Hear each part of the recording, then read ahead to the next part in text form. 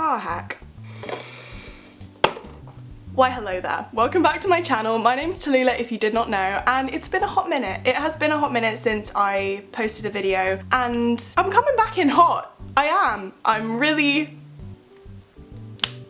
back with this. The reason I'm starting again with this video, which you can tell from the title is a coming out video, the reason I'm coming back with this video is because I feel like I need to do this in order to do like every other video I want to make. Ooh!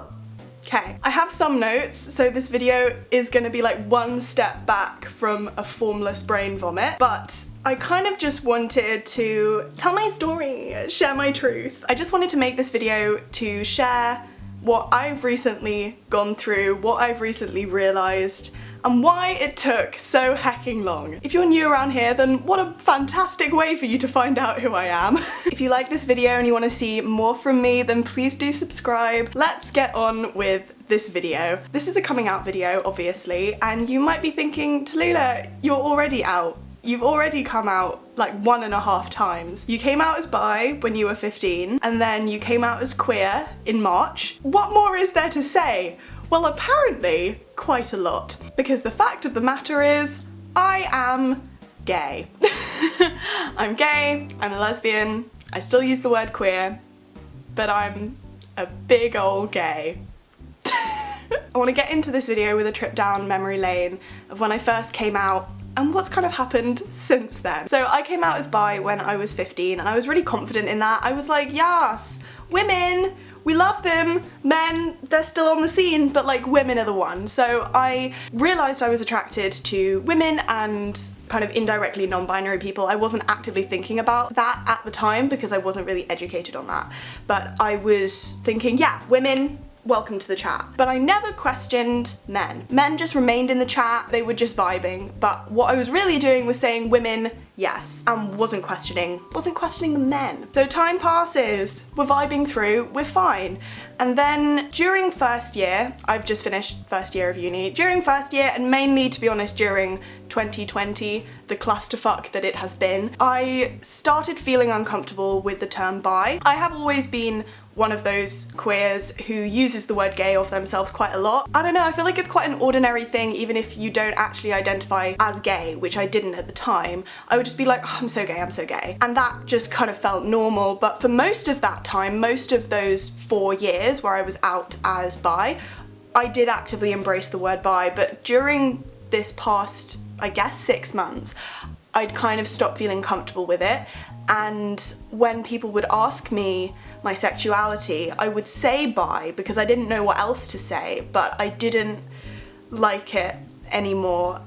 It didn't feel quite right. So I was questioning this and I landed on the word queer, and that's what I said in my video where I talked about internalized biphobia. I said in that video, I no longer identify as bi, but I talked about the topic anyway because it's still relevant and still needs discussing, and I still felt qualified to talk about it. So I said in that video that I want to use the word queer from now on because I just liked it more, and the reason I gave in that video was that I was feeling further down the Kinsey scale, which means more gay. I was feeling more gay, but I was still very certain that I wasn't actually gay.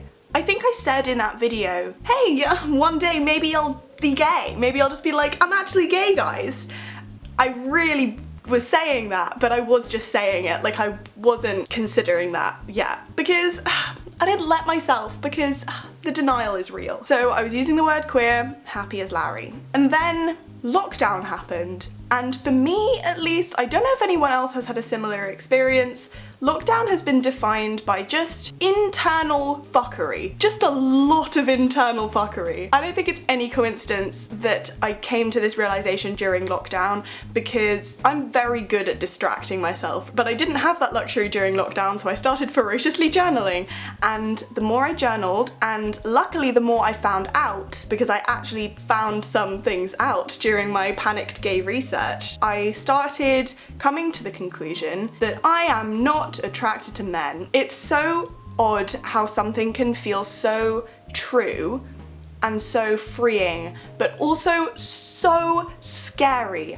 Like, so scary. Like, the amount of time I spent, like, late at night just scared and feeling so alone. Like, and I think part of the reason I felt so alone is because there is just not enough representation of lesbians anywhere. Sometimes I still get waves of that kind of panic, literally gay panic, and I just sit and watch a Rose and Rosie video. I'm not even joking. I just sit and watch Rose and Rosie and be like, okay, you are not crazy or destined for a life of sadness. It's okay. It's okay to be gay. And I honestly think that's something I'm gonna have to keep reminding myself of for a long time, because internalized homophobia, internalized lesbophobia, it's real, folks. I'm gonna have to keep reminding myself, hey, it's okay to be gay. So after all of that gay panic, I slowly began to come out to close friends, close family, you know, I'm out to my parents. So I sent a lot of really chaotic texts like, yo, so basics, got something to tell you, turns out I'm a massive lesbian, and then loads of like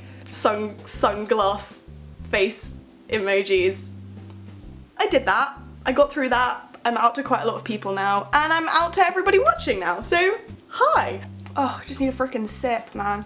I mean, I should have known I was gay because I literally run on iced coffee. Like, I don't have blood. I have an oat milk iced latte just coursing through my veins. So that's kind of the history portion of this video. I now want to get into a question I have asked myself so many times, and you might be thinking right now with very good reason, and that is, how did it take me so long to figure it out? How did it take me 19 whole ass years to come to what is a really, really obvious conclusion? For the sake of this not sounding like a poorly worded essay, I'm not going to be using the word compat, compulsory heterosexuality, all the time. I'm just going to be talking about like my experience, but basically everything I am saying is like compat related. One of the biggest myths and pieces of bullshit that I learnt that I think stopped me from genuinely questioning whether I was gay a lot earlier is the idea that when a real lesbian looks at a man, she is repulsed. Real lesbians look at all men and just vomit a little. Just can't stand the sight of them. They're all disgusting,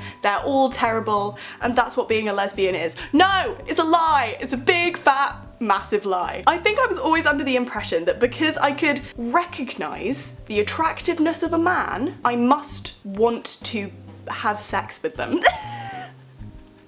It sounds so stupid, but that is literally the logic I ran with my whole life.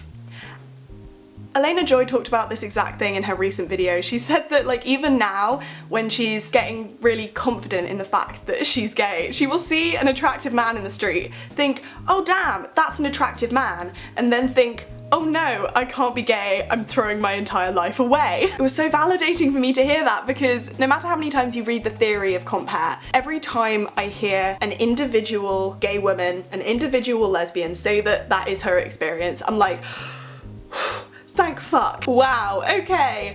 I'm not alone, I'm not insane, but I am gay. Because I have always had crushes on boys and men growing up, like in TV shows, in movies, in real life, up until like 6 months ago. I always used that as, I don't know, my big, okay, well I can't be a lesbian because look at how fit Harry Styles is. I can't with the faultless nature of that logic, because I can recognize when a guy is fit. Like, I'll see a guy and be like, oh hot damn, what a beautiful piece of artwork, thank you God, but that does not mean I want to be in like a physical and emotional relationship with them. It's just so easy, like my whole life I've done it, I've been like, well I can't be gay because I have crushes on men, but it's very easy to confuse appreciating how someone looks and recognizing that someone has a nice personality, and if this is the case, recognizing the fact that they are interested in you, and those things coming together for you to then think that you're interested in them. I don't know if that makes any sense. And Alayna Joy put this really well. She said she always confused being desired with actually desiring the other person, and I think that is so, that just puts it very, very well. And I think when you add the element of like internalized homophobia, internalized lesbophobia, feeling like it's more socially acceptable for you to be attracted to men, knowing what kind of men you can like find attractive, and therefore like scanning the room all the time and being like, okay, that is the kind of guy I told my friends I find attractive. Better pursue that. Woo! Men! Yeah, we love them. Give me more men, please. I'm not gay. Long story short, I am not attracted to men. big surprise. I am attracted to women and AFAB non-binary folks, and that is where I've got finally, after 19 freaking years. After 19 years, I finally realized that I'd been conditioned to seek out and feel validated by male attention, and that my internalized homophobia had prevented me from imagining the fact that I could actually have a sexuality that excludes men. Why do I have to turn everything into like a poorly improvised musical? Sometimes it feels so weird to me that like men can still see me. Do you know what I mean? And I don't mean that I think lesbianism constitutes instant invisibility, although I mean in the media it definitely does. But as I'm walking down the street and I get creepy looks from men, obviously nobody should be getting creepy looks from men, but I'll just have like a dumb thought where it's like, they can still see me? I haven't got like my lesbian invisibility cloak on. Like, why can the men still see my boobs? They're not for men. They're not for the men. I do it for the girls and the gays, that's it.